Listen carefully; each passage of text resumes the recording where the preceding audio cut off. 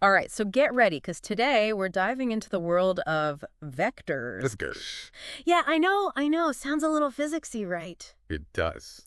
But we're tackling this with Feynman's lectures on physics as our guide. And trust me, this is going to be good. Oh, absolutely. And what's so interesting is that Feynman doesn't even start with like the typical vector definition. Right. He jumps straight into symmetry. Oh, see, that's classic Feynman right there. Always finding these cool connections that just change how you see things. So Exactly. symmetry, we're talking like, what makes a snowflake a snowflake? Or why does a perfectly thrown football, it just spirals so nicely? It's got that certain something. Exactly. And the way Feynman puts it is something is symmetrical if it looks the same even after you do something to it. Yeah. So picture this. You build this crazy complex machine, like gears, springs, the whole deal, right? Okay. And then you take the entire thing and you move it to a different spot. Mm-hmm. Would it still work the same way? I mean, it should, right? It's like the laws of physics don't just stop working because I moved my coffee cup across the table. You've just perfectly described translational symmetry. Oh, have I? Yeah. The laws of physics don't care about location. Yeah. So those equations we use to describe how things work, Right. they're true whether you're here, on Mars, in some distant galaxy. It's like the universe has this set of rules that apply everywhere. Yes. It's pretty wild when you think about it. It is. But what about rotating things? Does that mess with this whole symmetry thing? You're hitting on something really important there. Am I? Yeah, Feynman uses this example of a pendulum clock. Okay. You rotate the clock, and suddenly it's not keeping time so well anymore. Right. Because gravity, which is an external force, Right. it's acting differently on it now. So the clock itself, it's not symmetrical in the same way that like a perfect sphere would be, right? Exactly. The laws of physics themselves, they're still symmetrical under rotation. Okay. But the object, the clock in this case, and the forces acting on it, they might not be. Okay. It's like, think about it this way. Okay. If you rotated the entire Earth along with the clock, Okay. it would keep ticking perfectly because you've rotated the gravitational field too. Whoa. Okay. That's kind of mind-bending. It is. So symmetry, it's not just about how things look, it's also about how they behave when you move them around or spin them. But how does this all connect back to vectors? I feel like there's a big reveal coming here. You're right on the mark. Am I? Yeah. This whole discussion of symmetry, it's setting the stage for understanding what vectors really are. Okay. They're not just about having magnitude and direction. Right. They represent something much deeper about how the universe is structured. Okay, you've piqued my curiosity. Let's get to the heart of it. Right. What is a vector? Okay. Is it just those arrows we vaguely remember from physics class? Well, the arrows are part of it, but Feynman, he describes a vector as a step in space. a step in space. Yeah, it tells you not just how far something has moved or how strong a force is, but also in what direction. So if I walk 3 steps forward and then 2 steps to the right, Yeah, that's a vector no matter which way I'm facing when I start. precisely.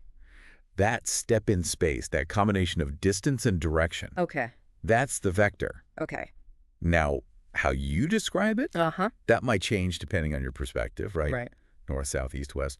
But the vector itself, that movement you made, Right. that remains the same. Okay. It's independent of how you measure it. Okay.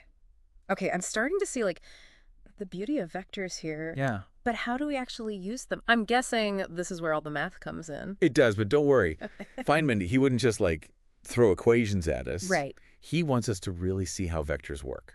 Okay. Almost like we're playing with arrows on a map. All right, I'm all about visual learning, so let's break out these vector moves. All right, so first up, we've got adding vectors. Okay. Imagine you're going for a hike. Each leg of your journey, each Yeah. change in like direction and distance, Right. that's a vector. Okay. And to figure out your total displacement, Yeah. you just add those vectors up. So if I hike like 2 miles east and then 1 mile north, Yeah. what happens? Okay, so you draw a vector for those first 2 miles east, Right. right? And then starting at the tip of that vector, Okay. you draw another one for that 1 mile north, Mm-hmm. and the vector that connects your starting point to where you ended up, Okay. that's the sum of those two vectors. So it's like I'm making a path with these arrows, and that final arrow connecting the start and finish, that's how far I actually traveled in total. Yes, exactly. Okay, that makes sense. Yeah. What about subtraction then? Do we like get out our vector erasers or something? Subtracting vectors is even cooler, I think. Okay. Yeah. So imagine you have 2 vectors. Let's say they represent the velocities of 2 cars. Okay. To find their relative velocity, like the difference in their motion, Right. you draw those vectors with their tails starting at the same point. All right. Then you draw a vector from the tip of the second vector to the tip of the first. Okay. That's your difference vector. So it's like finding that missing arrow that Mhm. connects those two velocities. Exactly. It shows us not just how much faster one car is going, but also in which direction. Yes, precisely. This is surprisingly intuitive, even for someone who, like, usually runs from equations. It is, and it doesn't stop there. Oh, no! No. Okay. Multiplying a vector by a constant, it's basically like adjusting a recipe, you know? Okay. Like if you were scaling up a recipe to feed a bigger group. You're multiplying each ingredient by some number. Right, right. And it's similar with vectors. Okay. You're just changing its magnitude, its size, Yeah. but not its direction. So if I double the vector that represents my daily run, I've doubled the distance, but I'm not suddenly, like, running sideways. Exactly. You're still running in the same direction, just further. Okay, good to know. And here's where it gets really powerful. Okay. Feynman points out that a lot of these fundamental quantities in physics, Yeah.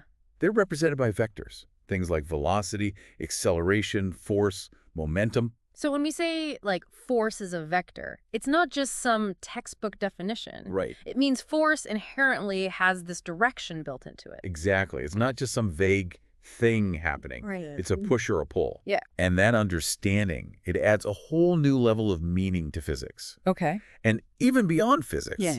Vectors are everywhere. Computer graphics, engineering, economics. Wow. Anytime you need to describe something that has both a size and a direction, Yeah.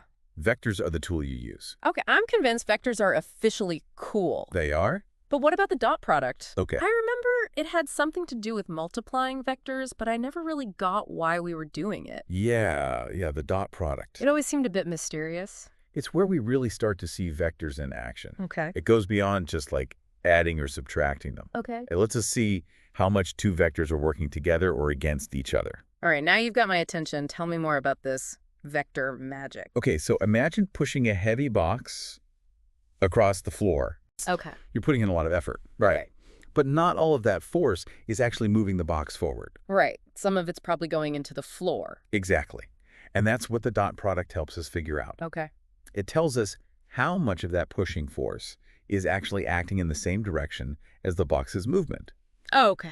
which is what actually contributes to moving the box forward. So it's like the dot product helps us sort of separate the useful part of the force Yes. from the part that's not really doing anything. Exactly. Okay, that's pretty neat. And it's not limited to just force and displacement, or Oh, kinetic energy. right. The whole energy of motion thing. Exactly. Usually we see it as 12 mass velocity squared, right? Okay. But when you're dealing with movement in multiple directions, that's where the dot product comes in really handy. So you're saying it helps us deal with kinetic energy in a more like three-dimensional way. Exactly. Because when you calculate the dot product of the velocity vector with itself, Okay. you're essentially taking into account the velocity in each direction. Right. It's like getting a more complete picture of the energy. I see. It's like the dot product helps us move beyond those, simplified examples Yeah, and tackle the messier real-world situations. precisely.